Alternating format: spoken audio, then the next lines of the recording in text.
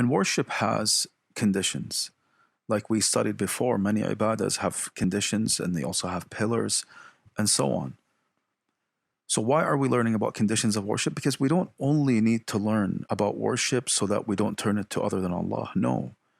Yes, that is important and it is the essence, but we need to understand what are the conditions of worship so that we are sincere in our worship to Allah, so that we are performing our worship in the best manner possible. So we know that a condition is something that comes before the action, before the actual thing, just like wudu is a condition for salah. So if I don't have wudu, my salah is not accepted. And as such, worship has conditions. So these conditions must be met so that your worship can be accepted. What are these conditions? The first condition of worship is sincerity. To be sincere to Allah subhanahu wa ta'ala in that worship that you are performing. Because if you are not sincere to Allah in your worship, it means you're turning that sincerity to something else, something other than Allah subhanahu wa ta'ala.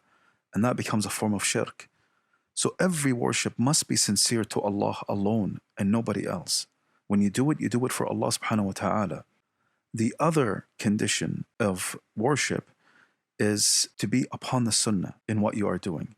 We cannot worship Allah except with what Allah subhanahu wa ta'ala has taught us, with what Muhammad sallallahu alayhi wasallam taught us how to worship Allah subhanahu wa ta'ala. And these two conditions are very important. And it is a requirement for worship. So what is the opposite of not following the sunnah?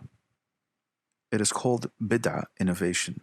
So you either worship Allah the way Allah wants you to worship Him, the way you are taught by His Messenger sallallahu alayhi wasallam, or you worship Allah the way you want, and that becomes an innovation, and every innovation is rejected.